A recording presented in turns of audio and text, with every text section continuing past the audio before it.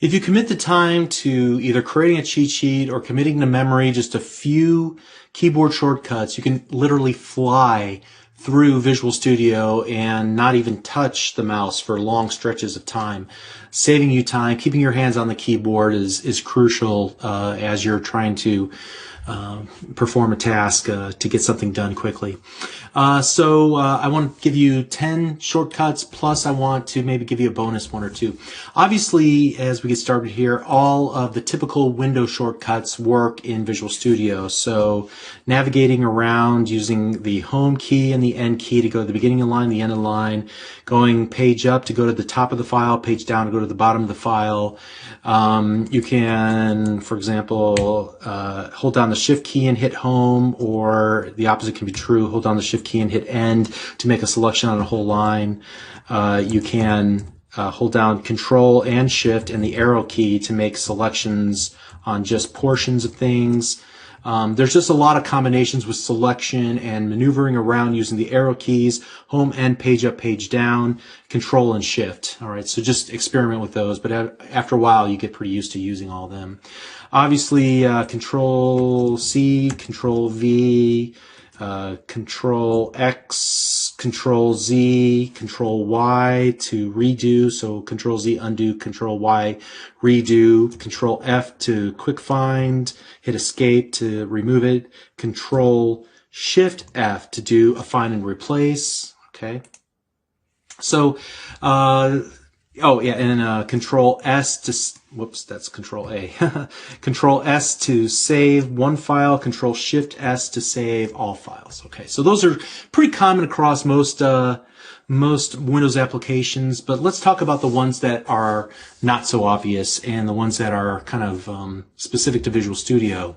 So early on we saw that we were able to get to quick actions, for example, to get rid of code that we don't need in our application by hitting Control period, and that actually comes up frequently while you're coding. I don't have a really good example of it now except for this one where we can actually hit Control period on the keyboard and then actually apply the refactoring that it suggests to remove all unnecessary using statements. Another one that's pretty helpful is to navigate around is Control, comma, which allows you to type in, for example, cal, and it will show you everything with the word calculate in it, whether it be methods or classes or files. In this case, I can navigate my way around just by selecting one of those. So that's Control, comma.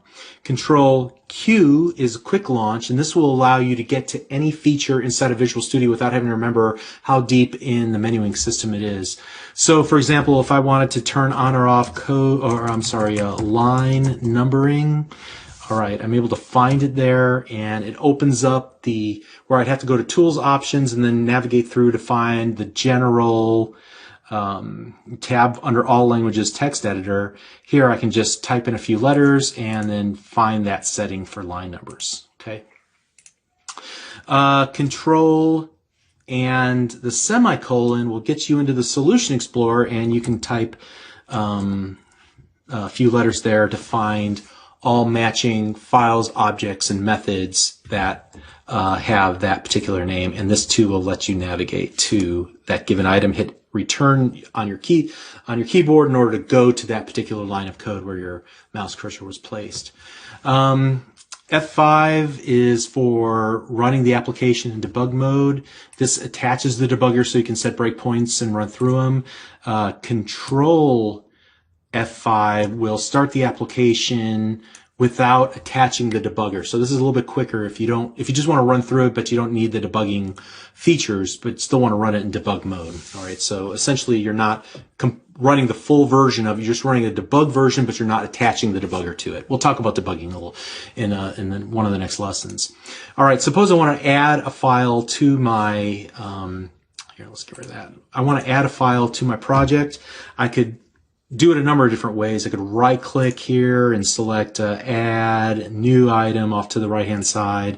I can go to one of the toolbar options to find the right one to add a new item, or I can just Control Shift and A, and that pops open the Add New Item dialog, and I can use my arrow keys to kind of navigate along with the Tab key to navigate around and get to what I want to get to there.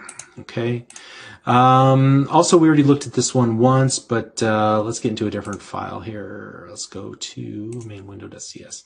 All right, suppose that I want to view the definition for this method. I can just put my mouse cursor on the word calculate, that method that I've created, and hit F12 on my keyboard, and it will take me to that function, to that method. I can also here, let's do that again, and then hit Shift F12, and I can see all the places in my code where that method is referenced. In this case, it's referenced only one spot there in that mainwindow.xaml.cs on line number 18. And then also here, let me get rid of this window, and while I'm here, I can hit Alt F12, and notice that it gives me this little preview icon, or rather preview tab here right in line. And I'm actually navigating through this line of code here, and if I want to edit it, I can just edit it right in line, or I can use the little keep, and it will add it to the list of tabs that are currently open. Let's see, I can navigate through history using Control minus, so I'm going back through all the places in code that my mouse cursor was previously, or I can go forward with Control Shift and the minus sign. Okay, so now I'm going forward in time to navigate through my history. And then the final one I'm going to show you is Control Tab, and here this lets you get to all active files and then all active tool windows. So if I want to go to the toolbox, I can do that.